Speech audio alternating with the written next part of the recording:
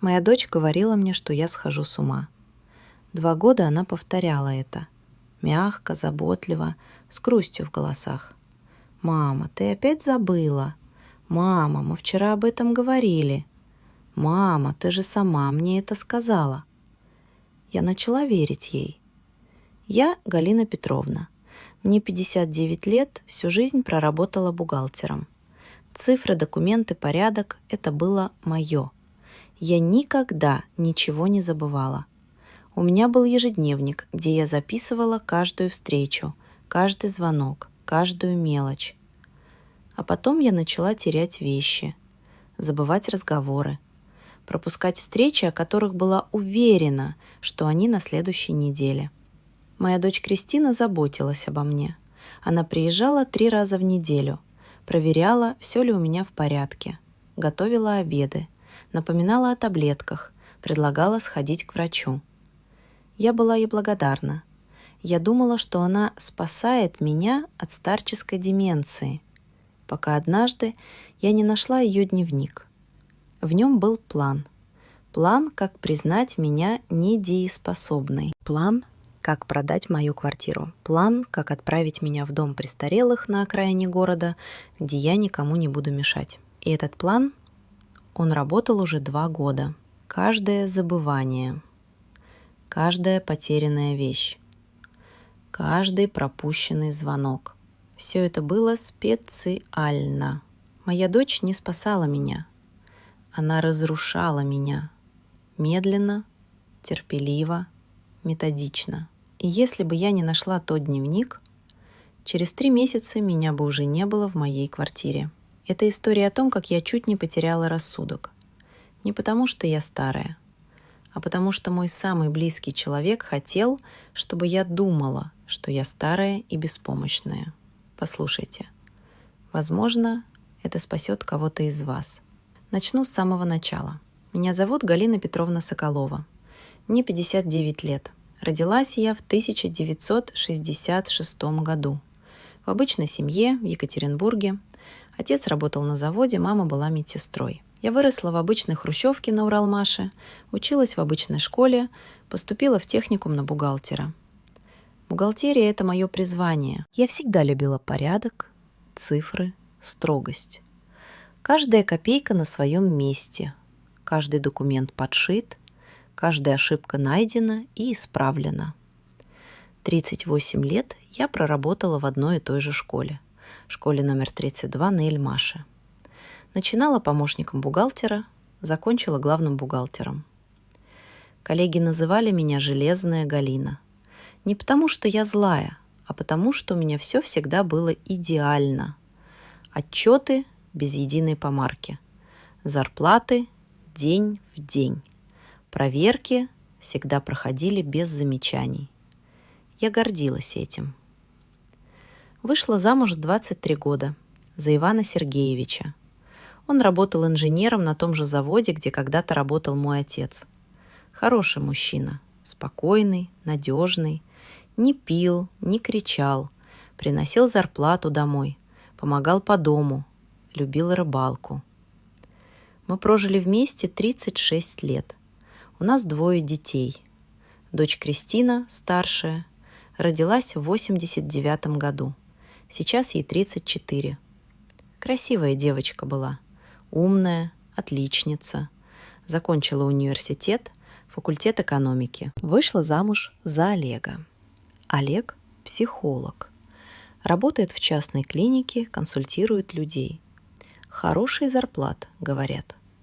У них сын, мой внук Артем, 7 лет ему. Сын Максим, младший, родился в 92-м, ему 30 лет. Окончил технический, уехал в Москву, работает программистом. Звонит раз в месяц, приезжает раз в год, живет своей жизнью. Я не обижаюсь. Молодому человеку нужна карьера. 2 года назад умер мой Иван. Инфаркт. Внезапно. На работе. Ему было 63 года. Утром ушел на работу, здоровый, бодрый. Днем мне позвонили из завода управления. Сказали, что его увезла скорая. Я приехала в больницу. Врач вышел через час. Сказал: к сожалению, мир рухнул. 36 лет вместе. Каждое утро, каждый вечер, каждая суббота на даче, каждое воскресенье за семейным столом. И вдруг пустота. Первые полгода после его смерти я как будто не жила, просто существовала. Вставала, варила чай, смотрела в окно. Ложилась спать и снова вставала, варила чай, смотрела в окно. Дети приезжали. Кристина чаще. Максим один раз, на поминки. Кристина говорила: «Мама, тебе нельзя так. Ты должна жить. Папа бы не хотел, чтобы ты страдала». Она была права. Я начала выходить из дома. Встречалась с подругами. Ходила в поликлинику, в магазин, в парк. Записалась на йогу для пожилых. Пыталась вернуться к жизни. И мне казалось, что получается. Но потом начались странности. Сначала мелкие. Я не могла найти ключи от квартиры. Искала час. Потом Кристина нашла их в холодильнике, на полке с молоком. Я не понимала, как они туда попали. Кристина сказала: «Мама, ты, наверное, положила их туда случайно, когда убирала продукты». Я не помнила этого. Потом я потеряла очки для чтения. 3 дня искала. Нашла их в ящике с бельем, в спальне, под подушкой. Кристина сказала: «Мама, может, ты читала в постели и забыла?» Я не читала в постели. Потом пропало пенсионное удостоверение. Неделю искала. Кристина приехала помочь. Нашла его в морозилке, завернутом в пакет между пачками пельменей. Кристина посмотрела на меня с тревогой. «Мама, ты помнишь, как оно туда попало?» Я не помнила. Я начала пугаться. Что со мной не так? Я всегда была внимательной, педантичной. Бухгалтер с 38-летним стажем не теряет вещи просто так. Не кладет ключи в холодильник, не прячет документы в морозилку. Но факт был фактом.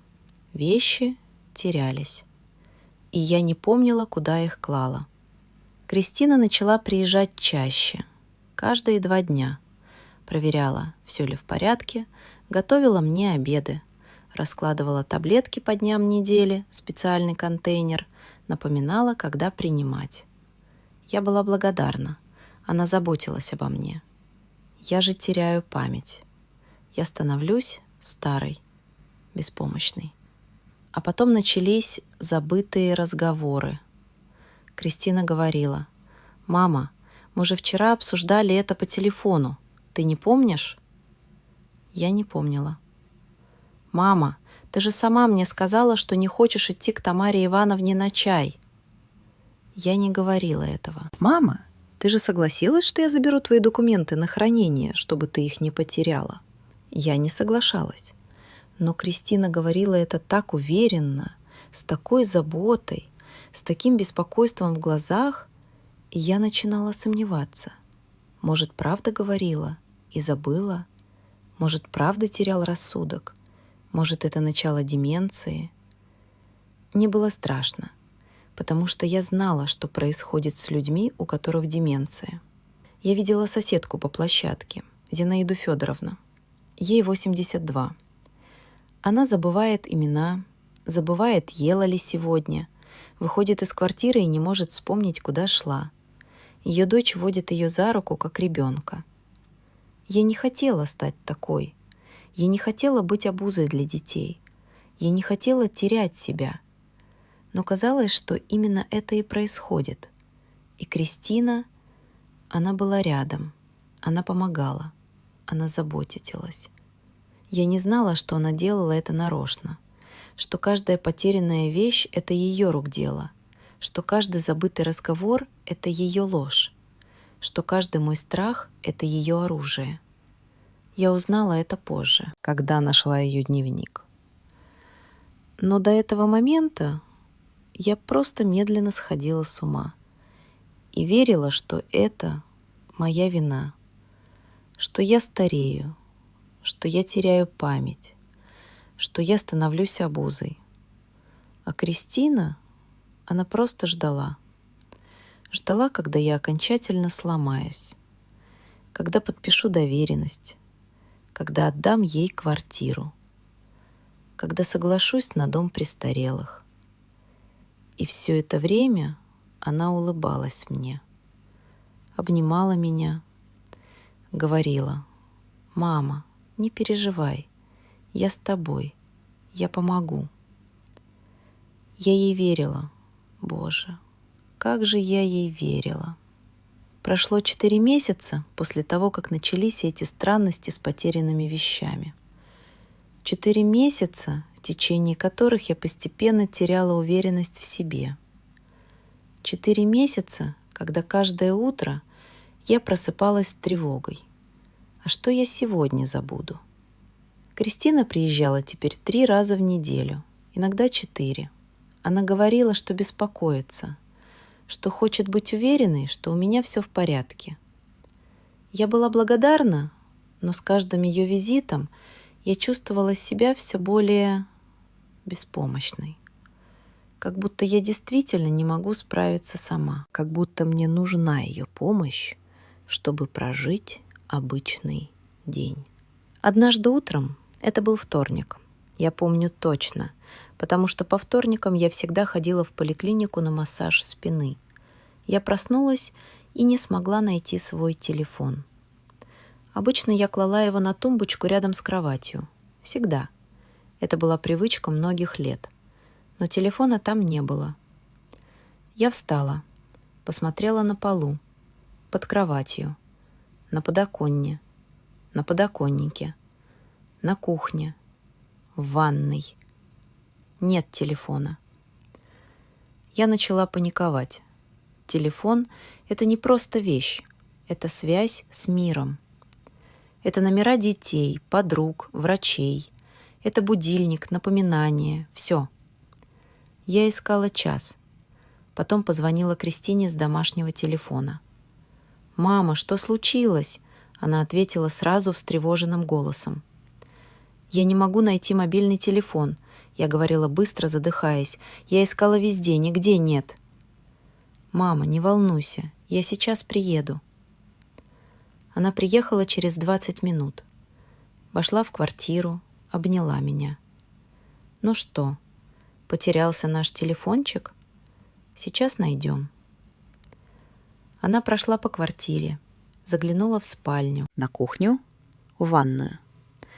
Потом открыла холодильник и достала мой телефон.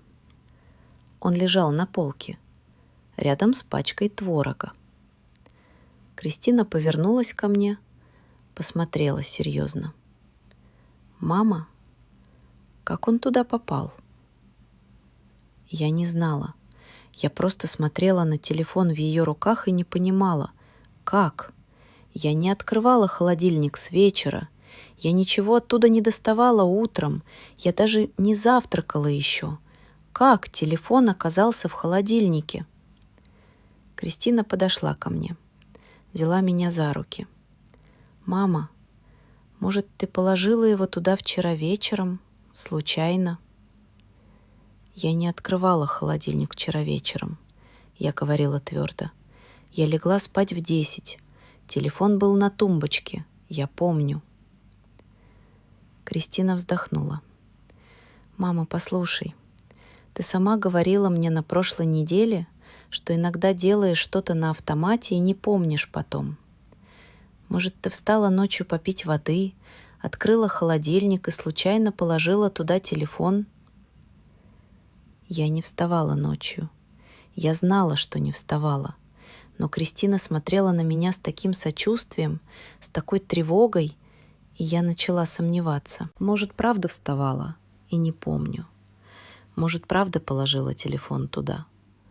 Может, я действительно делаю вещи и не помню потом.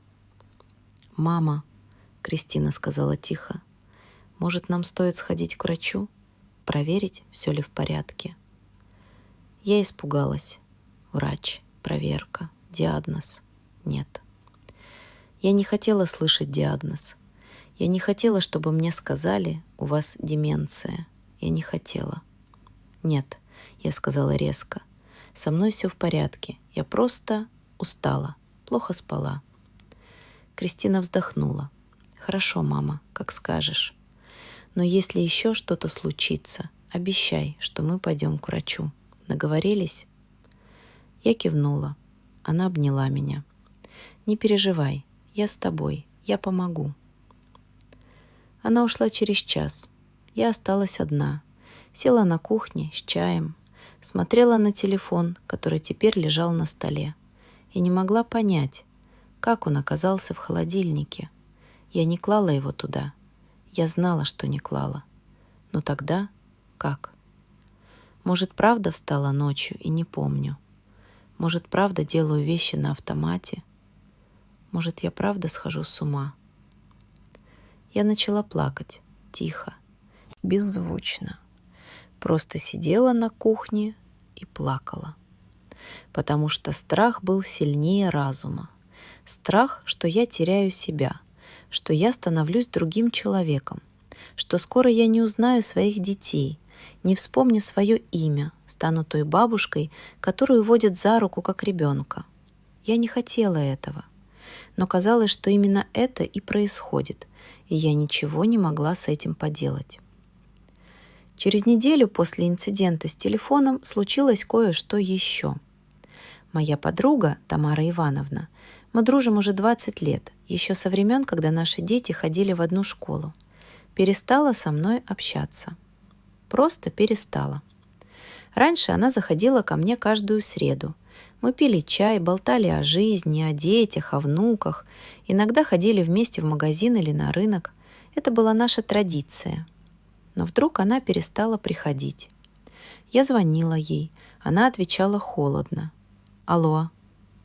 «Тома, это я, Галя. Ты придешь в среду?» Пауза. «Галя, ты же сама отменила. Сказала, что плохо себя чувствуешь». Я не отменяла. «Тома, я не говорила этого». Еще одна пауза, более долгая. «Галя, ты мне сама написала сообщение. Вчера вечером». Я открыла свой телефон, зашла в переписку с Тамарой. И действительно, там было мое сообщение, отправленное вчера в 8 вечера. «Тома, извини, я не смогу в среду. Чувствую себя неважно. Давай в следующий раз». Я не писала этого сообщения. Я знала, что не писала, но оно было там, в моем телефоне, от моего имени. «Галя, ты в порядке?» — Тамара спросила обеспокоенно. «Может, тебе к врачу?» Я не помню, как писала это», — я говорила медленно, пытаясь понять. Тамара вздохнула. «Галечка, может, правда стоит проверить здоровье? Ты в последнее время какая-то рассеянная. Я волнуюсь». Я положила трубку, села на диван, смотрела на сообщение. Оно было от меня, моим языком, моими словами. Но я не помнила, как писала его. Как это возможно? Неужели я действительно делаю вещи и не помню потом? Неужели моя память настолько плоха? Я начала вспоминать вчерашний вечер. Что я делала? Смотрела телевизор, пила чай, читала книгу. Легла спать в 10. В какой момент я могла написать Тамаре? Не помню. Может, правда написала и забыла. Через 2 дня случилось то же самое с другой подругой, Ниной Степановной. Она позвонила мне утром. «Галя, ты совсем забыла про меня?» Голос обиженный. «Нина, о чем ты?» «Мы же договаривались сходить в поликлинику вместе. Я ждала тебя час у входа. Ты не пришла. Телефон не отвечал». Я не договаривалась с ней. Я не помнила никакого разговора о поликлинике. «Нина, я не помню». «Галя, мы говорили об этом позавчера. Ты сама предложила». Я молчала, потому что не знала, что сказать. Нина вздохнула. «Ладно, Бывает. Может, правда забыла. Давай в другой раз. Она повесила трубку. Я осталась сидеть на кухне с телефоном в руках и не понимала, что происходит. 2 подруги, 2 отмененные встречи, о которых я ничего не помню. Это не может быть случайностью. Это что-то серьезное. Я начала бояться. Бояться самой себя. Бояться своей памяти. Бояться, что в следующий раз забуду что-то еще более важное. Вечером приехала Кристина. Я рассказала ей про Тамару и Нину. Кристина слушала внимательно, кивала, потом взяла меня за руку. «Мама, это серьезно. Ты отменяешь встречи и не помнишь об этом. Ты теряешь вещи, ты забываешь разговоры. Нам нужно к врачу». Я не хотела, но страх был сильнее. Страх, что я правда теряю рассудок.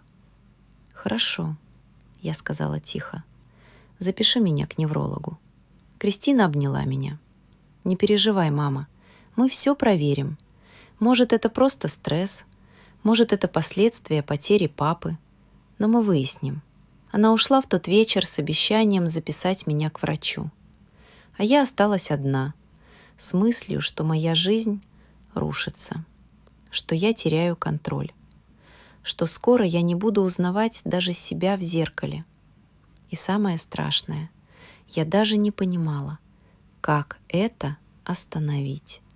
Кристина записала меня к неврологу на пятницу. Врач Игорь Владимирович Макаров. Частная клиника на улице Малышева. Дорого. 3000 рублей за прием. Кристина сказала, что оплатит сама. «Мама, главное твое здоровье. Деньги – неважно». Я была благодарна. В пятницу мы приехали в клинику вместе. Кристина взяла с работы отгул, чтобы поехать со мной. «Я не хочу, чтобы ты шла одна», — сказала она. «Вдруг забудешь дорогу».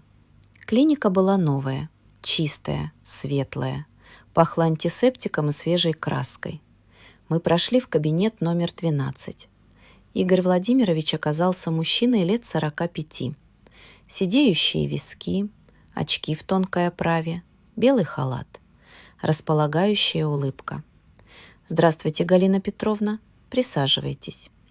Я села, Кристина села рядом. «Расскажите, что вас беспокоит?»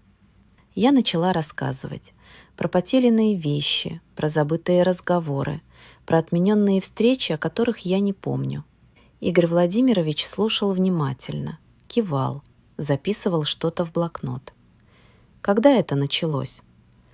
4 месяца назад, может, 5. «Были ли в вашей жизни стрессовые события?» 2 года назад умер муж. Он кивнул. «Понятно. Скажите, вы принимаете какие-нибудь лекарства?» «Да, от давления и витамины». «Какие именно?» Я назвала. Он записал. «Хорошо, сейчас мы проведем несколько простых тестов. Не волнуйтесь, это стандартная процедура». Он достал лист бумаги. «Повторите за мной 3 слова. Яблоко, стол, монета». Я повторила. «Хорошо, запомните их. Через несколько минут я попрошу вас вспомнить». Он начал задавать вопросы. «Какой сегодня день недели?» «Пятница». «Какое число?» Я задумалась. 13 или 14? Точно не помню. Игорь Владимирович записал. «Какой месяц?» «Октябрь». «Какой год?» 2025. «Хорошо. Теперь скажите, сколько будет 100 минус 7?» 93. 93 минус 7? 86. 86 минус 7? Я задумалась. Считала в уме, медленно. 79. Игорь Владимирович кивнул. «Хорошо.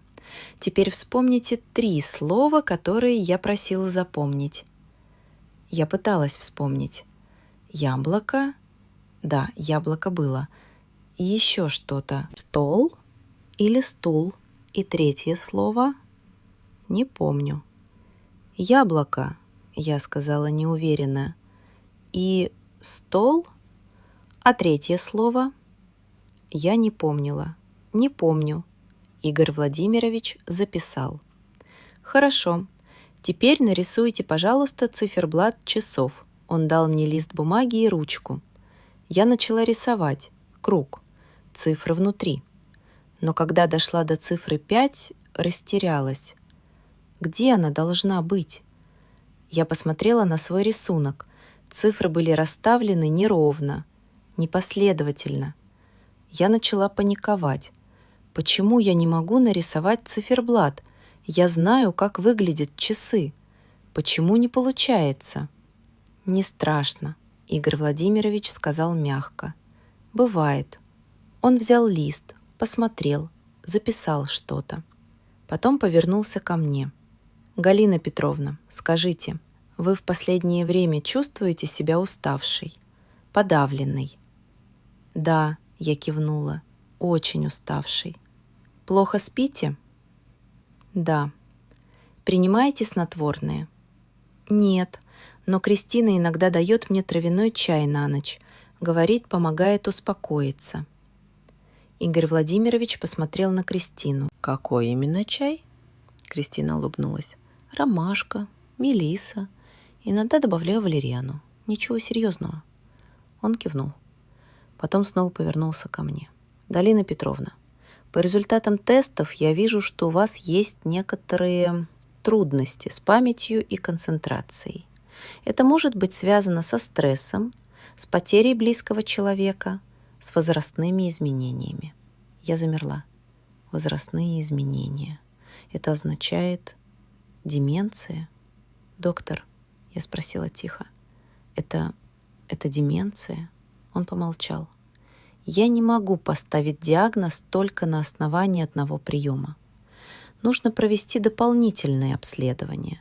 МРТ головного мозга, анализы крови, более детальное тестирование.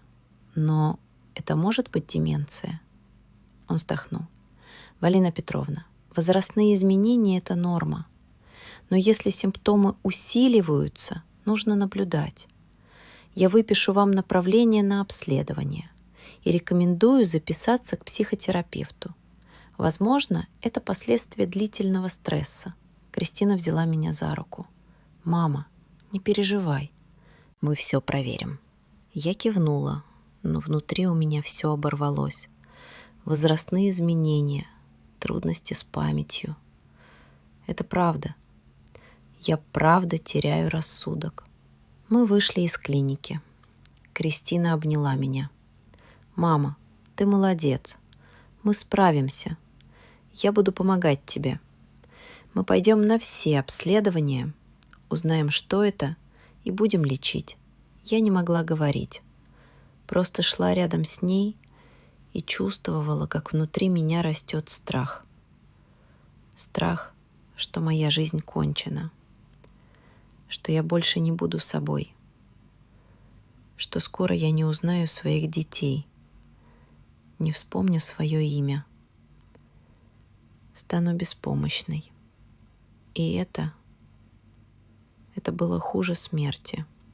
Прошло 2 недели после визита к неврологу. Кристина возила меня на МРТ. Результат показал. Ничего особенного.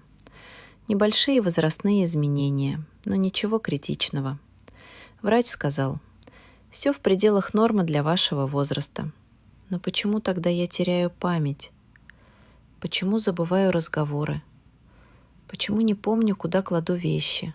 Кристина говорила, «Мама, может, это стресс? Может, нужно просто отдохнуть?» Но отдых не помогал. Каждый день случалось что-то новое. То я не могла вспомнить, обедала ли сегодня, то забывала, звонила ли подруге, то теряла ключи и находила их в самых неожиданных местах. Однажды я нашла свой паспорт в ящике с посудой, на кухне, среди ложек и вилок. Как он туда попал, я не помнила. И это пугало меня все сильнее. Однажды вечером Кристина пришла ко мне с серьезным лицом, села напротив, взяла мои руки в свои. «Мама, нам нужно поговорить». Я напряглась. «О чем?» «О твоем здоровье, о твоей безопасности». Я молчала. Кристина вздохнула. «Мама, ты теряешь вещи, забываешь разговоры. Вчера ты звонила мне 3 раза и спрашивала одно и то же. Ты не помнишь, что уже звонила». Я не помнила. «Мама, я боюсь за тебя. Что, если ты забудешь выключить газ? Что, если потеряешь документы? Что, если не сможешь справиться одна?» Слезы навернулись на мои глаза. «Я справлюсь». «Мама», — Кристина говорила мягко, но настойчиво, «давай будем реалистами. Тебе нужна помощь, и я хочу помогать. Но для этого мне нужно иметь доступ к твоим документам, к твоему счету, чтобы в случае чего я могла помочь». Я насторожилась. «Зачем?» «Мама, представь, ты забудешь оплатить коммунальные платежи, или потеряешь банковскую карту, или не сможешь вспомнить пин-код. Мне нужна доверенность. Просто, на всякий случай». Доверенность. Это означает, что Кристина сможет управлять моими деньгами, моей квартирой, моей жизнью. Я не хочу», — я сказала тихо. Кристина сжала мои руки. «Мама, это для твоей же безопасности. Я не хочу, чтобы ты осталась без денег, если что-то случится. Я не хочу, чтобы кто-то воспользовался тем, что ты забывчивая». «Кто воспользуется?» «Мошенники. Они звонят пожилым людям, обманывают их. Ты же слышала про такие случаи. Если у меня будет доверенность, я смогу защитить тебя». Я молчала. Кристина права. Я слышала про мошенников. Они обманывают стариков, выманивают деньги, пугают, манипулируют. А я сейчас уязвима. Я забывчивая. Я могу попасться на обман. «Мама», — Кристина говорила мягко, — «это просто бумага, просто на всякий случай. Ты будешь все так же управлять своими деньгами. Но если тебе понадобится помощь, я смогу помочь. Договорились?» Я посмотрела на нее. Она моя дочь, она заботится обо мне, она хочет помочь. Почему я сопротивляюсь? Почему мне страшно? «Хорошо», — я сказала тихо, — «оформим доверенность». Кристина улыбнулась. «Спасибо, мама. Ты правильно решила. Я позабочусь о тебе». Она обняла меня, а я сидела и чувствовала странное напряжение внутри, как будто что-то не так, как будто я совершаю ошибку. Но я не понимала, какую. Ведь Кристина моя дочь, она любит меня, она не навредит мне. Правда?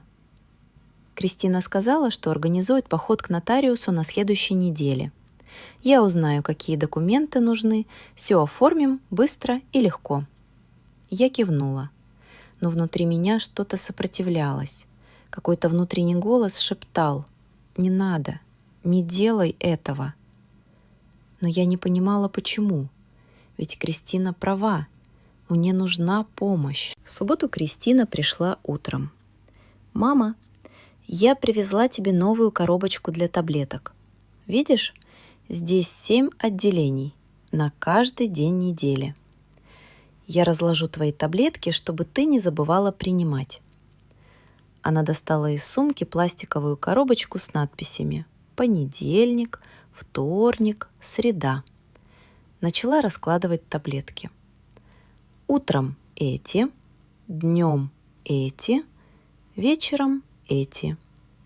Я смотрела, а что это за розовые таблетки? Я их не принимаю. Кристина улыбнулась. Это витамин В.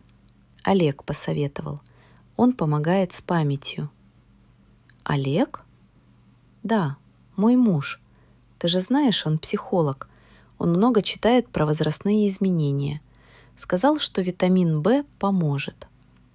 Я кивнула. Олег. Зять. Я редко с ним разговаривала. Он всегда был немногословным. Вежливым, но холодным. Кристина разложила все таблетки. Закрыла коробочку. Вот. Теперь ты точно не забудешь. Потом она пошла на кухню готовить обед, а я осталась в комнате. Села на диван. Посмотрела на журнальный столик. Там лежала сумка Кристины. Она забыла ее в комнате. Обычно я никогда не лазила в чужих вещах. Но что-то толкнуло меня. Какое-то странное чувство. Я открыла сумку. Там были обычные вещи. Кошелек, ключи, помада, телефон и еще блокнот. Маленький, в кожаной обложке. Я достала его, открыла и замерла. Там были записи. Записи, которые заставили мой мир перевернуться. Первая страница. План. Признание мамы недееспособной. Срок 6-9 месяцев. Я не дышала. Читала дальше. Этап 1. Завершен. Создать впечатление забывчивости. Прятать вещи, ключи, телефон, документы в неожиданных местах. Удалять мои сообщения подругам из ее телефона и писать отказы от встреч. Убеждать ее, что она забывает разговоры. Результат. Мама начала сомневаться в своей памяти. Я не могла оторваться. Этап 2. В процессе. Медицинское подтверждение. Записать к неврологу. Игорь Владимирович, знакомый Олега, согласился помочь. Давать маме снотворное перед визитом, чтобы она была рассеянной. Получить заключение о возрастных изменениях. Результат. Есть медицинская база для дальнейших действий. Снотворное. Она давала мне снотворное в травяном чае. Поэтому я была такой рассеянной на приеме у врача. Поэтому не могла вспомнить слова, не могла нарисовать циферблат. Это было не мое состояние.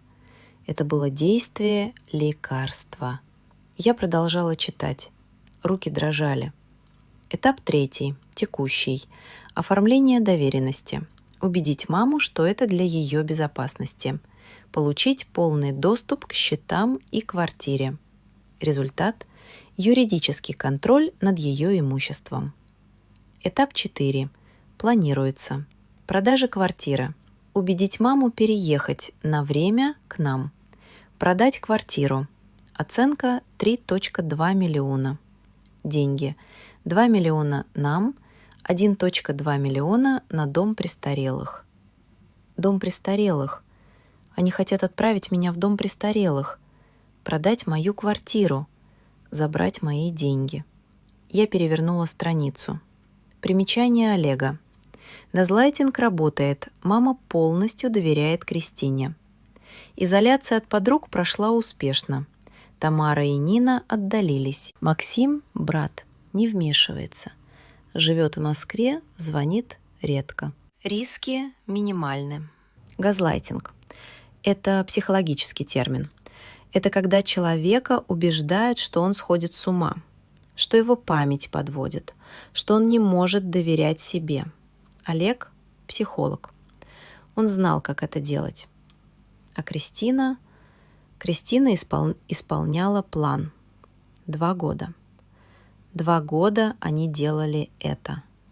Прятали мои вещи, удаляли мои сообщения, давали мне снотворное, убеждали меня, что я схожу с ума, чтобы забрать мою квартиру, мои деньги, мою жизнь. Я сидела на диване и не могла дышать. Слезы текли по лицу, но это были не слезы страха, это была ярость. чистая, холодная ярость. Моя дочь, мой ребенок, которого я родила, вырастила, любила. Она предавала меня систематически, хладнокровно, методично, разрушала мою психику ради денег, ради квартиры. Я услышала шаги. Кристина возвращалась из кухни. Быстро захлопнула блокнот, сунула его обратно в сумку, закрыла сумку, вытерла слезы, взяла себя в руки. Кристина вошла в комнату. «Мама, обед готов. Пойдем есть». Я посмотрела на нее, на ее улыбку, на ее заботливые глаза, на ее ложь. «Пойдем», — я сказала спокойно. Встала, пошла на кухню, села за стол, ела суп, который она приготовила. Улыбалась ей, благодарила за заботу. А внутри я уже планировала, как разрушу их план, как верну себе свою жизнь, как накажу их за то, что они сделали. Игра началась, и теперь правила знаю я. Кристина ушла в 4 часа дня, поцеловала меня на прощание, сказала: «Мама, не забудь принять таблетки вечером». Я кивнула, улыбнулась. «Конечно, доченька, спасибо тебе». Дверь закрылась. Я стояла в прихожей и слушала, как ее шаги затихают на лестнице. Потом прошла на кухню, открыла коробочку с таблетками, достала розовые таблетки, те самые витамины, которые дала мне Кристина. Взяла пакетик, сыпала их туда, спрятала в дальний ящик шкафа. Я не буду их принимать. Больше никогда. Потом я села за кухонный стол, достала блокнот и ручку, начала записывать. Все, что было в дневнике Кристины. Каждое слово, каждую дату, каждую деталь. Я записывала медленно, тщательно, как бухгалтер, привыкший к точности. План. Признание мамы недееспособной. Срок 6-9 месяцев. Этап 1. Газлайтинг. Прятать вещи, удалять сообщения, убеждать в забывчивости. Этап 2. Медицинское подтверждение. Снотворное перед визитом к врачу. Этап 3. Доверенность. Этап 4. Продажа квартиры. Дом престарелых. Я закончила писать. Посмотрела на записи. Это было доказательство. Но одной моей тетради будет недостаточно. Мне нужно больше. Мне нужны неопровержимые доказательства. Я взяла телефон, зашла в интернет, начала искать. Как доказать газлайтинг? Как защититься от манипуляций? Как собрать доказательства психологического насилия? Я читала статьи, форумы, советы юристов и психологов. И постепенно у меня сложился план. Мне нужно. 1. Камера видеонаблюдения, чтобы записать, как Кристина прячет мои вещи. 2. Запись разговоров, чтобы зафиксировать ее слова, ее манипуляции. 3. Анализ таблеток, чтобы доказать, что она давала мне снотворное. 4. Свидетели. Кто-то, кто подтвердит мою вменяемость. 5. Юридическая помощь. Адвокат, который поможет защитить мои права. Я составила список, переписала его аккуратно и начала действовать. Первым делом – камера. Я позвонила подруге Тамаре Ивановне. Она ответила настороженно. «Алло, Галя?» «Тома, это я. Мне нужна твоя помощь». Пауза. «Галя, ты в порядке?» «Нет, но сейчас объясню. Можешь приехать? Это срочно». Еще одна пауза. «Приеду через час». Я повесила трубку. Тамара Ивановна – моя подруга 20 лет. Она умная, рассудительная, ей можно доверять. Через час она пришла. Я открыла дверь, она вошла. Посмотрела на меня внимательно. «Галя, что случилось?» Я закрыла дверь, провела ее на кухню, налила чай, села напротив.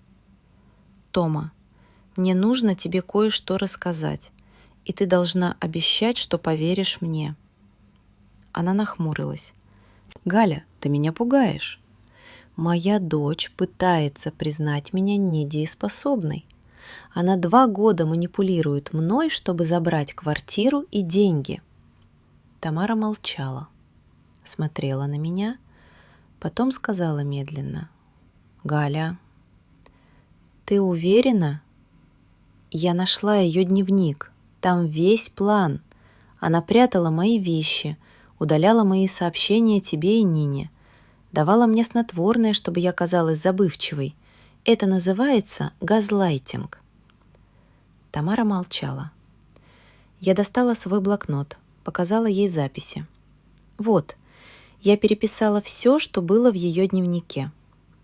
Тамара взяла блокнот, читала медленно. Ее лицо менялось. Шок, недоверие, гнев. «Боже мой», — она сказала тихо.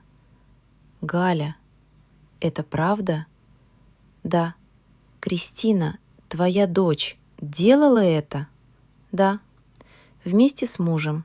Он психолог, он составил план». Тамара положила блокнот на стол, посмотрела на меня. «Что ты собираешься делать?»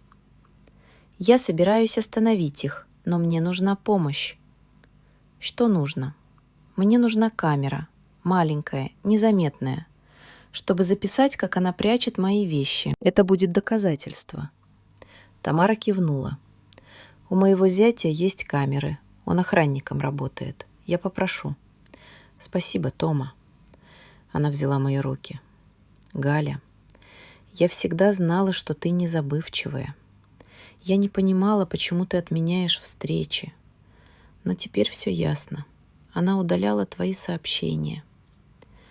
Слезы навернулись на мои глаза. Я думала, я схожу с ума. Нет, ты не сходишь с ума. Ты самая здравомыслящая женщина, которую я знаю. Мы обнялись. И я впервые за 2 года почувствовала облегчение. Кто-то мне верит. Кто-то на моей стороне. Я не одна. На следующий день Тамара принесла камеру. Маленькую, размером со спичечный коробок, с Wi-Fi. «Ставь ее так, чтобы был обзор комнаты. Она пишет на карту памяти. И еще можно смотреть с телефона через приложение». Мы установили камеру на книжной полке в гостиной, за книгами, незаметно. Объектив смотрел на журнальный столик, на диван, на вход в комнату. Идеальный обзор. Тамара помогла мне установить приложение на телефон. «Вот, теперь ты можешь смотреть записи в любое время». Я обняла ее. «Спасибо, Тома». «Галя, будь осторожна. Если Кристина узнает...» «Не узнает». Тамара ушла. А я осталась одна, с камерой, с планом, с решимостью. Теперь осталось только ждать. И Кристина сама себя разоблачит.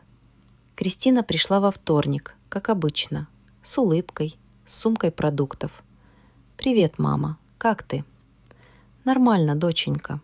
Я улыбалась ей, как будто ничего не произошло, как будто я не знаю правды. Она прошла на кухню, начала готовить обед. Я села в гостиной, взяла книгу, делала вид, что читаю, но на самом деле я наблюдала. Через 20 минут Кристина вышла из кухни. «Мама, я схожу в магазин за хлебом, забыла купить». «Хорошо». Она взяла ключи, вышла. Дверь закрылась. Я встала, подошла к окну, посмотрела вниз. Кристина вышла из подъезда, пошла в сторону магазина, но через минуту остановилась, достала телефон, позвонила. Она не идет в магазин, она специально ушла, чтобы вернуться, чтобы я подумала, что ее нет дома. Это ловушка. Я быстро вернулась на диван, взяла книгу, сделала вид, что читаю. Услышала, как открывается дверь подъезда. Тихие шаги по лестнице. Ключ в замке. Дверь открылась. Кристина вошла. Тихо. Я слышала ее шаги в прихожей. Потом она прошла в гостиную. Я не поднимала глаз от книги, делала вид, что увлечена чтением. Кристина остановилась у журнального столика. Посмотрела на меня. «Мама, ты не видела мой телефон? Кажется, я оставила его здесь». «Нет, не видела». Она начала искать, наклонилась к дивану, потом медленно, незаметно подняла подушку и положила под нее мои очки для чтения, те самые очки, которые я искала вчера весь вечер. Она спрятала их под подушку специально, чтобы потом найти их и снова убедить меня, что я забывчивая. Я продолжала читать, как будто ничего не заметила. Кристина выпрямилась. «Ладно, наверное, я оставила телефон в машине. Схожу проверю». Она вышла. Я услышала, как хлопнула дверь, подождала несколько секунд, потом встала, подняла подушку, достала очки, положила их на столик и улыбнулась. Камера все записала. Каждое движение, каждый жест. Как Кристина специально прячет мои вещи. Это доказательство. Неопровержимое. Кристина вернулась через 5 минут. Нашла телефон. Был в машине. Хорошо.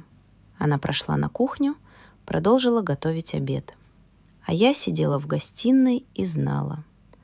У меня есть запись. Первая часть доказательств собрана. Через 2 дня случилось кое-что еще. Кристина пришла утром. «Мама, давай проверим твои таблетки. Посмотрим, все ли ты принимаешь». Она открыла коробочку, посмотрела внутрь. Нахмурилась. «Мама, где розовые таблетки? Ты их не принимала?» Я сделала удивленное лицо. «Розовые? Я не знаю. Может, забыла?» Кристина вздохнула. «Мама, это важно. Это витамины для памяти». Она достала из сумки новый пузырек, высыпала несколько розовых таблеток в коробочку. «Вот, принимай каждый вечер. Договорились?» «Хорошо». Она ушла. А я достала таблетки, положила их в отдельный пакетик. Завтра отнесу их на анализ, узнаю, что это такое. И это будет еще одно доказательство, еще один гвоздь в крышку их гроба. Вечером я позвонила Тамаре. «Тома, мне нужна еще одна помощь». «Что?» «Ты знаешь хорошую частную лабораторию, где можно сделать анализ таблеток?» «Знаю. У моей дочери подруга работает в химлаборатории. Платная, но быстрая. Мне нужно узнать состав таблеток, которые дает мне Кристина». «Галя, ты думаешь, там что-то не то?» «Я знаю, что там снотворное, но мне нужно официальное заключение». «Хорошо, завтра отвезу». На следующий день Тамара забрала таблетки. Через 3 дня позвонила. «Галя, результаты готовы». «И?» «Там феназепам. Это сильное снотворное, транквилизатор. Без рецепта его не продают. И он не витамин». Я закрыла глаза. Феназепам. Я читала про него в интернете. Это лекарство вызывает сонливость, заторможенность, нарушение памяти, спутанность сознания. Именно такие симптомы были у меня в кабинете невролога. Именно поэтому я не могла вспомнить слова, не могла нарисовать циферблат. Не потому, что у меня деменция, а потому, что моя дочь травила меня. Тома, нужен официальный документ с печатью лаборатории. Есть. Я заберу завтра. Спасибо. Я повесила трубку, села на диван. И в первый раз за 2 года я почувствовала силу. Не страх, не беспомощность, а силу. У меня есть доказательства. Камера записала, как она прячет мои вещи. Анализ подтвердил, что она давала мне снотворное. У меня есть ее дневник, переписанный слово в слово. Теперь осталось только остановить их. До того, как они получат доверенность. До того, как продадут мою квартиру. До того, как уничтожат мою жизнь. Я взяла телефон, набрала номер сына, Максима. Он жил в Москве. Мы говорили редко, но сейчас мне нужна его помощь. Он ответил после 3-го гудка. «Мама, что-то случилось?» «Максим, мне нужно с тобой поговорить. Это срочно». «Что случилось?» Я сделала глубокий вдох.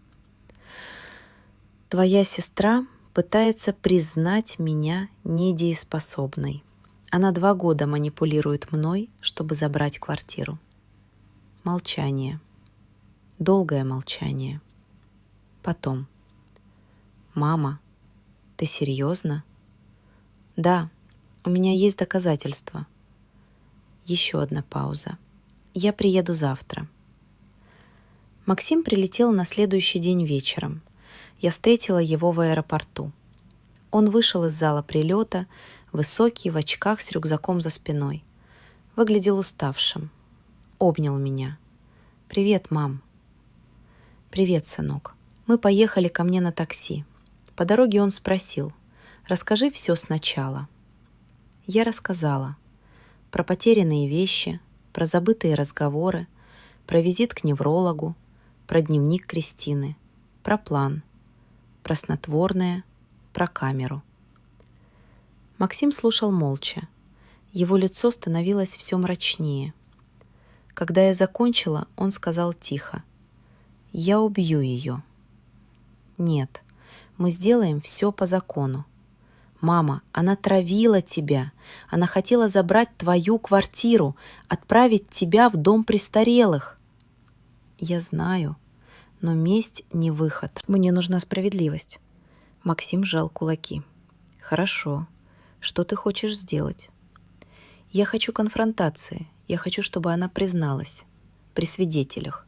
Чтобы это было записано». «Когда?» «Послезавтра. Кристина придет в субботу, я попрошу ее привести Олега. Скажу, что хочу обсудить доверенность». Максим кивнул. «Я буду там и запишу все на телефон». Мы приехали домой. Максим зашел в квартиру, осмотрелся. Ничего не изменилось. Нет, все как было при папе. Он прошел в свою старую комнату, оставил рюкзак. Потом вернулся на кухню. Я поставила чайник. Мы сели за стол.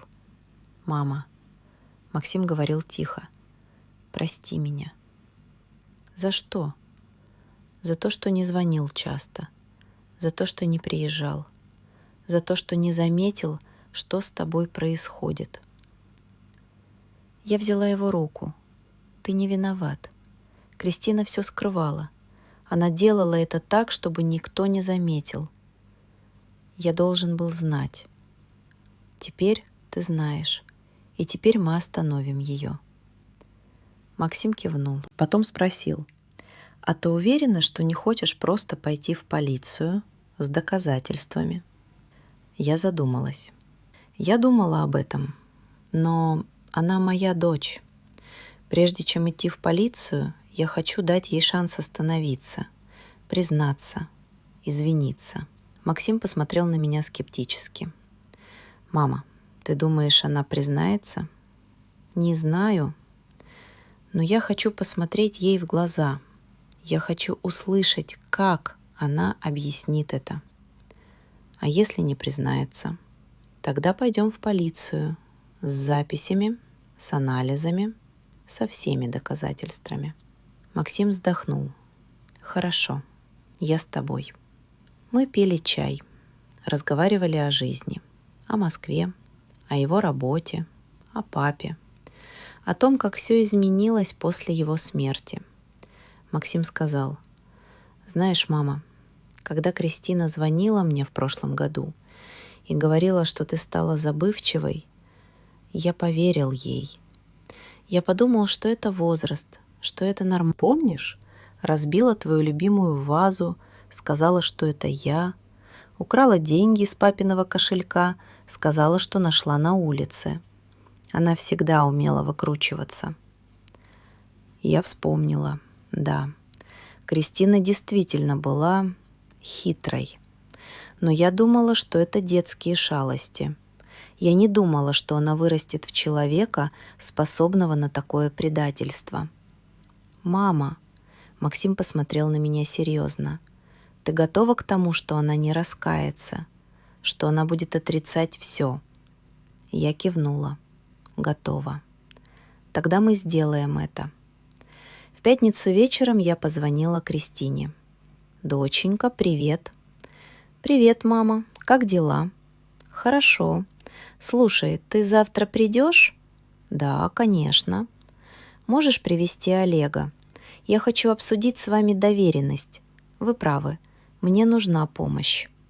Пауза, потом радостный голос. «Мама, ты правильно решила.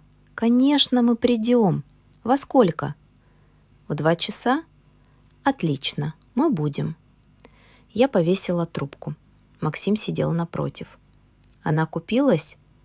«Да, она думает, что я сдалась». «Хорошо, значит, завтра мы узнаем правду». В субботу утром я встала рано, приготовила чай, бутерброды, проверила камеру, она работает, записывает. Максим проверил свой телефон, диктофон включен, батарея полная. Мы были готовы. В 2 часа раздался звонок в дверь. Я открыла. Кристина стояла на пороге, улыбалась. Олег рядом, высокий, худой, в очках. «Привет, мама». Кристина вошла, поцеловала меня в щеку, потом увидела Максима. Замерла. «Максим, ты что здесь делаешь?» Максим встал. «Привет, сестра. Мама позвала меня. Сказала, нужно обсудить семейные дела». Кристина посмотрела на меня. В ее глазах промелькнула настороженность. «Мама, ты не говорила, что Максим будет?» Я улыбнулась. «Он мой сын. Почему его не должно быть?» Кристина помолчала, потом пожала плечами. «Конечно, все нормально». Они прошли в гостиную, сели на диван. Максим сел в кресло напротив. Я осталась стоять. «Хотите чай?» «Нет, мама. Нет, мама, спасибо», — Кристина говорила быстро. «Давай сразу к делу». «Ты сказала, хочешь обсудить доверенность». Я кивнула. «Да, хочу». Я села в кресло рядом с Максимом, посмотрела на Кристину, на Олега. На их лица полные ожидания. Они думали, что выиграли, что я сдалась, что сейчас подпишу бумаги и отдам им все. Но они ошибались. Я сделала глубокий вдох. «Кристина, я нашла твой дневник». Она замерла. Лицо побледнело. «Что?» 3 недели назад. Ты оставила сумку в гостиной. Я Октобер. Я открыла ее. Нашла твой дневник с планом». Кристина молчала. Олег тоже. Они смотрели на меня, не дышали. Я прочитала все. Я говорила спокойно, медленно. Про газлайтинг, про то, как ты прятала мои вещи, удаляла мои сообщения, про снотворное, про план признать меня недееспособной, про продажу квартиры, про дом престарелых. Тишина. Долгая, тяжелая тишина. Потом Кристина сказала тихо: «Мама, Я не знаю, о чем ты. Не лги мне! Я крикнула. Она вздрогнула. Я встала, подошла к ней, посмотрела ей в глаза. 2 года. 2 года ты убеждала меня, что я схожу с ума. Ты прятала мои вещи. Ты давала мне снотворное. Ты разрушала мою дружбу. Ты хотела украсть мою квартиру, отправить меня в дом престарелых, забрать мои деньги. Кристина молчала. Ее губы дрожали. Олег положил руку на ее плечо. «Галина Петровна», — он говорил спокойно, профессиональным тоном психолога, «вы неправильно все поняли. Мы заботились о вас. Мы хотели помочь». Я повернулась к нему. «Помочь? Вы давали мне снотворное!» Я достала из кармана пакетик с таблетками, бросила на стол. «Вот, розовые витамины. Я сделала анализ. Это феназепам, сильное снотворное, транквилизатор». Я достала бумагу. «Вот заключение лаборатории с печатью». Положила на стол. Кристина смотрела на бумагу, молчала. Олег тоже молчал. «Я установила камеру», — я говорила дальше. «Записала, как ты прячешь мои вещи, как кладешь мои очки под подушку, специально, чтобы потом найти их и убедить меня, что я забывчивая». Я достала флешку. Вот запись. Положила рядом с таблетками. Я переписала весь твой дневник, каждое слово, каждую дату. Достала свой блокнот, положила на стол. Вот план. Этап 1, этап 2, этап 3. Продажа квартиры, дом престарелых. Кристина смотрела на все это. На таблетки, на заключение, на флешку, на блокнот. Потом медленно подняла глаза на меня. «Мама, скажи мне, почему?» Слезы потекли по ее лицу. «Мама, нам нужны были деньги». «Деньги?» Я не могла поверить. «Ты разрушала мою жизнь ради денег?» Кристина плакала. «У Олега долги, у нас кредиты, мы не справлялись, а у тебя эта квартира, 3 миллиона. Мы подумали...» «Вы подумали, что украдете ее у меня?» «Нет, мы хотели. Мы думали, что ты согласишься, что тебе лучше будет в доме престарелых». «Ты хотела отправить меня в дом престарелых, чтобы украсть мою квартиру?» Максим встал, подошел к Кристине, посмотрел на нее сверху вниз. «Ты мерзавка». Кристина всхлипнула. «Михаил, прости. Я не прощу. Никогда». Он повернулся к Олегу. «А ты психолог. Ты составил этот план. Газлайтинг, манипуляции. Ты знал, что делаешь?» Олег молчал. Его лицо было бесстрастным. «Ты думаешь, ты умный?» Максим говорил тихо, угрожающе. «Думаешь, никто не узнает?» Олег все еще молчал. «Завтра мы идем в полицию», — Максим сказал, «с этими доказательствами, с записями, с анализами. Мама подаст заявление». Кристина вскочила. «Нет, мама, пожалуйста, не надо. Я исправлюсь, я верну все. Я посмотрела на нее, на ее слезы, на ее отчаяние. Часть меня хотела простить. Она моя дочь, мой ребенок. Но другая часть помнила. Помнила, как я плакала на кухне, думая, что схожу с ума. Помнила, как боялась каждого нового дня. Помнила, как была готова подписать доверенности и отдать все. Помнила, как они хотели украсть мою жизнь. «Уходите», — я сказала тихо. «Мама, уходите!» Кристина всхлипнула. Олег встал, взял ее за руку. «Пойдем». Они пошли к двери. Кристина обернулась. «Мама, прости меня». Я не ответила, просто смотрела. Дверь закрылась. Я села на диван. Максим сел рядом, обнял меня. «Мам, ты молодец». Я плакала. Тихо, без звука.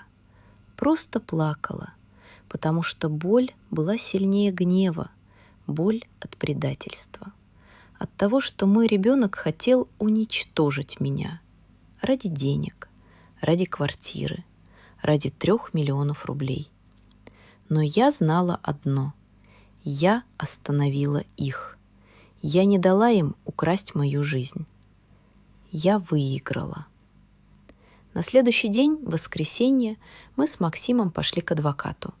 Тамара Ивановна порекомендовала свою знакомую, Светлану Викторовну Соколову, опытный юрист по семейным делам. Но пришли к ней в офис в 10 утра. Светлана Викторовна оказалась женщиной лет 50, строгая, в костюме, с внимательным взглядом. «Здравствуйте, садитесь. Тамара рассказала мне вкратце вашу ситуацию, но я хочу услышать все подробно». Я рассказала всю историю с самого начала. Про потерянные вещи, про дневник, про снотворное, про камеру, про конфронтацию. Светлана Викторовна слушала, записывала, кивала. Когда я закончила, она сказала: «У вас очень сильное дело. У вас есть. Первое. Письменное доказательство намерений. Ваша копия дневника. Второе. Вещественное доказательство. Таблетки с феназепамом и заключение лаборатории. Третье. Видеодоказательство. Запись с камеры, как дочь прячет ваши вещи. Четвертое. Свидетели. Ваша подруга Тамара, ваш сын Максим. Это достаточно для уголовного дела по статьям: мошенничество, попытка завладения имуществом путем обмана, причинение вреда здоровью, дача лекарств без назначения врача. Также вы можете подать гражданский иск о моральном ущербе». Я кивнула. «Я хочу подать заявление». Светлана Викторовна посмотрела на меня. «Вы уверены? Это ваша дочь. Дело будет публичным. Она может попасть под следствие, возможно, судимость». Я помолчала. Максим взял меня за руку. «Мама, решать тебе». Но она не раскаялась. Она плакала только потому, что ее поймали. Если бы ты не нашла дневник, она бы продолжала. Я кивнула. «Я знаю». Повернулась к адвокату. «Я подам заявление. Это должно остановиться. Не только ради меня, а ради других женщин, которые могут стать жертвами таких же детей». Светлана Викторовна кивнула. «Хорошо. Я подготовлю все документы. Мы подадим заявление в полицию в понедельник». В понедельник утром мы пошли в отделение полиции. Я написала заявление, приложила все доказательства: таблетки, заключение лаборатории, флешку с видео, блокнот с записями. Следователь, мужчина лет 40, с усталым лицом, внимательно все изучил. Потом сказал: «Мы возбудим дело, вызовем вашу дочь и зятя на допрос, проведем экспертизы. Это займет время. Сколько? Месяц-два, может, больше». Я кивнула. «Хорошо». Мы ушли из полиции. Светлана Викторовна сказала: «Теперь ждем. А пока я рекомендую вам сделать 2 вещи. Первое. Пройти независимую психологическую экспертизу, чтобы официально подтвердить, что вы дееспособны и не страдаете деменцией. Второе. Сменить замки на квартире. У Кристины есть ключи? Да. Смените замки. Сегодня». Я кивнула. Максим остался со мной еще неделю. Мы сменили замки. Я прошла психологическую экспертизу. Результат. Пациентка полностью дееспособна. Когнитивные функции в норме. Память сохранена. Признаков деменции или психических расстройств не обнаружено. Я получила бумагу с печатью и почувствовала облегчение. Официальное подтверждение. Я не сумасшедшая. Я не теряю память. Я нормальная. Они лгали, а я нормальная. Максим улетел в Москву через неделю. Перед отъездом он обнял меня. «Мам, ты героиня». Я просто защищала себя. Нет, ты сильнее, чем думаешь. Ты остановила их. Многие на твоем месте сдались бы. Я улыбнулась. Спасибо, сынок. Я буду на связи каждый день. Если что, сразу звони. Хорошо. Он ушел. А я осталась одна. Но в этот раз одиночество не пугало меня, потому что я знала. Я справлюсь. Я сильная. Я победила. Прошло 2 месяца. Полиция провела расследование. Допросили Кристину, Олега, невролога Игоря Владимировича. Оказалось, он действительно был знакомым Олега и помогал ему с диагнозом. Экспертиза подтвердила, таблетки содержали феназепам. Видео подтвердило, Кристина специально прятала мои вещи. Дело передали в суд. Суд состоялся в декабре. Я пришла с Максимом и Светланой Викторовной. Кристина сидела на скамье подсудимых. Бледная, худая, с потухшими глазами. Олег рядом, хмурый, молчаливый. Судья, женщина лет 60, зачитала обвинение. Обвиняются в попытке мошенничества, в причинении вреда здоровью, в психологическом насилии. Потом спросила. Обвиняемые признают вину? Кристина встала, тихо сказала. Да, признаю. Олег тоже встал. Да. Судья кивнула. Слово потерпевшей. Я встала, подошла к трибуне, посмотрела на Кристину. Наши глаза встретились. Я говорила медленно, четко.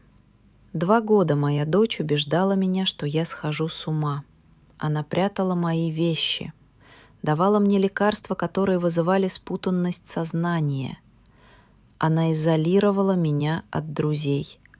Она хотела забрать мою квартиру, отправить меня в дом престарелых, украсть мою жизнь. Но я остановила ее не потому, что я сильная, а потому что поняла одну вещь. Если ты начинаешь сомневаться в себе, спроси того, кто тебя любит. Я спросила свою подругу, я спросила своего сына, и они помогли мне увидеть правду. Я не хочу мести, я хочу справедливости. Я хочу, чтобы другие женщины, которые оказались в такой ситуации, знали, вы не сумасшедшие, вас обманывают, доверяйте себе, ищите помощи, защищайте свою жизнь. Я села. Судья постучала молотком. Суд удаляется на совещании. Через час суд вынес приговор. Кристина Ивановна Соколова признается виновной в попытке мошенничества и причинении вреда здоровью. Приговаривается к 2 годам условно с испытательным сроком 3 года. Олег Викторович Петров признается виновным по тем же статьям. Приговаривается к 2 годам условно с испытательным сроком 3 года. Также обвиняемым предписывается выплатить потерпевшей компенсацию морального вреда в размере 200 000 рублей. Я не чувствовала триумфа, не чувствовала радости, просто облегчение. Это кончено. Я выиграла.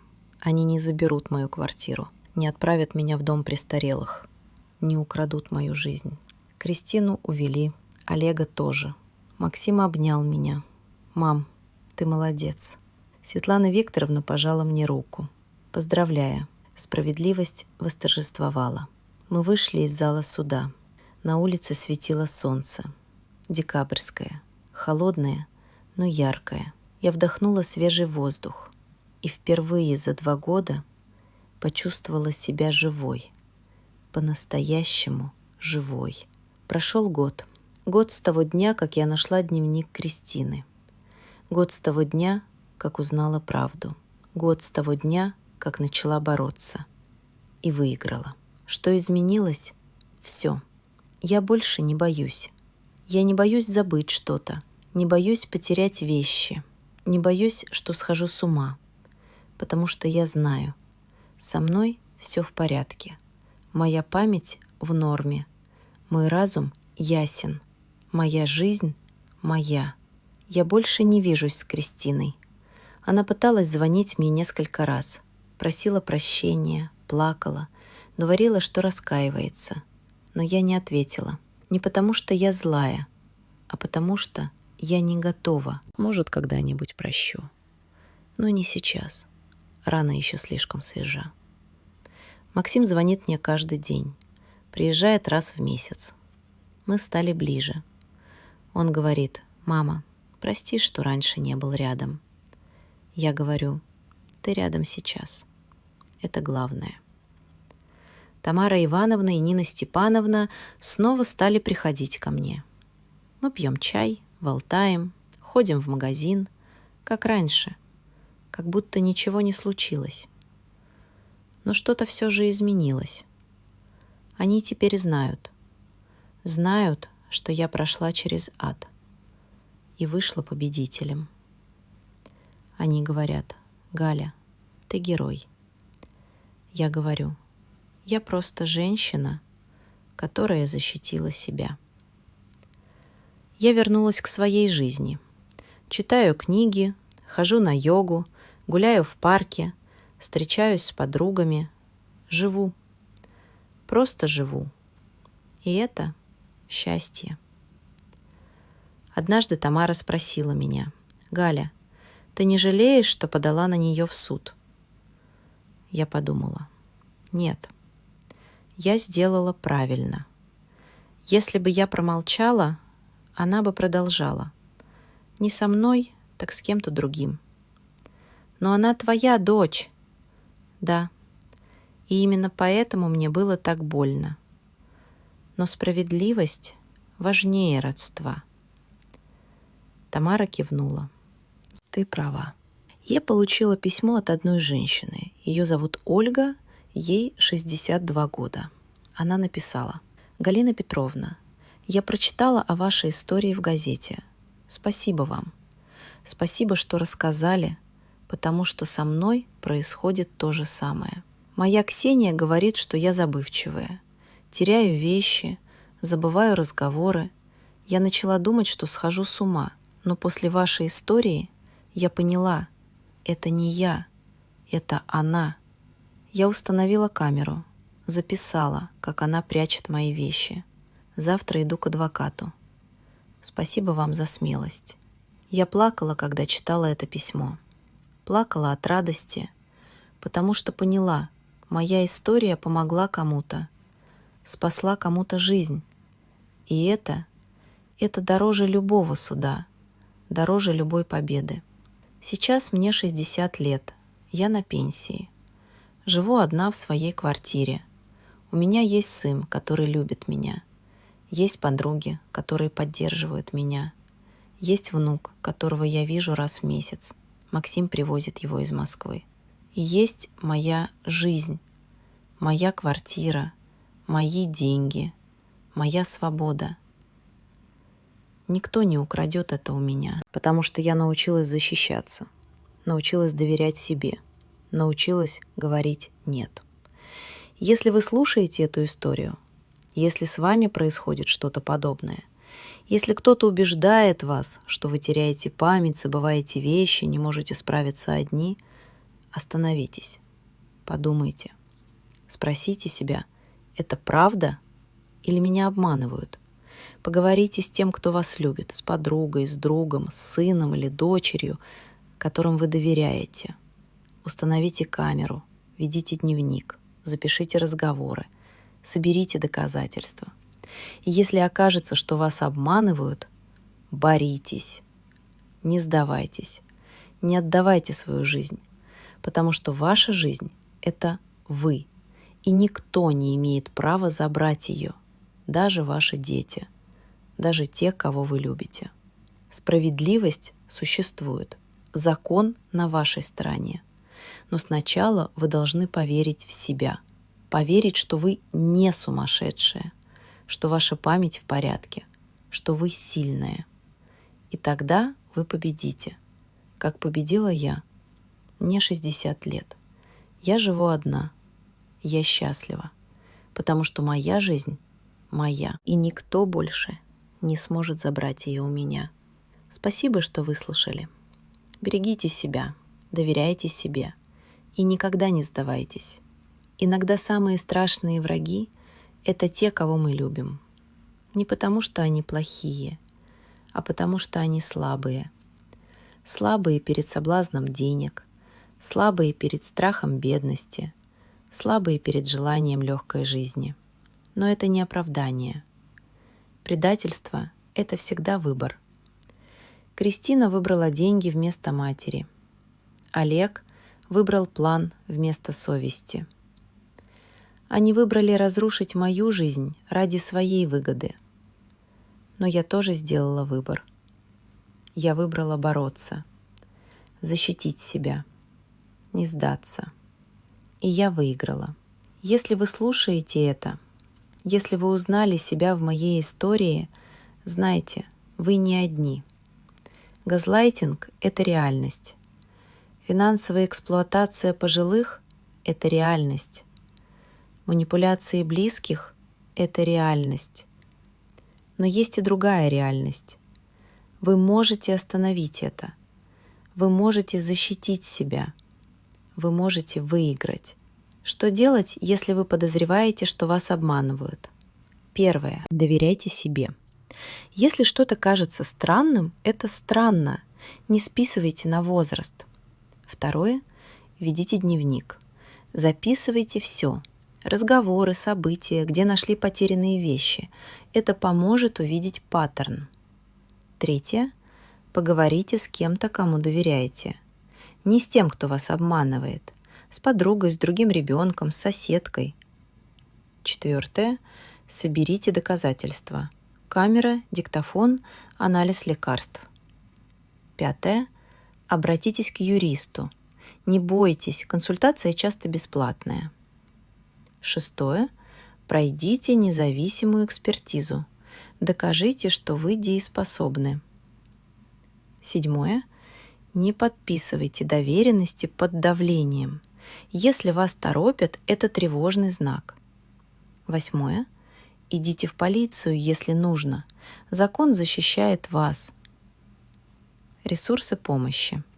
Бесплатная юридическая помощь для пенсионеров. В каждом городе есть центры. Психологическая помощь по телефону доверия. Общественные организации защиты прав пожилых. Вы не одни. Вы можете попросить помощи. Вы заслуживаете жить в безопасности, в своем доме, со своими деньгами, со своей свободой. Никто не имеет права забрать это. Никто. А теперь вопрос к вам. Как бы вы поступили на моем месте? Простили бы дочь? Или сделали бы то же, что я? Напишите в комментариях, поделитесь своими мыслями. Может быть, ваша история поможет кому-то еще. Что бы вы сделали, если бы узнали, что ваши дети обманывают вас? Поставьте лайк, если история тронула вас. Подпишитесь на канал, чтобы слушать новые истории каждую неделю. Поделитесь этим видео с тем, кому оно может помочь. Здесь истории жизни. Здесь реальные истории женщин, которые прошли через трудности и выжили. Здесь вы не одни. Спасибо, что были со мной. Берегите себя, доверяйте себе и помните, никогда не поздно начать защищать свою жизнь.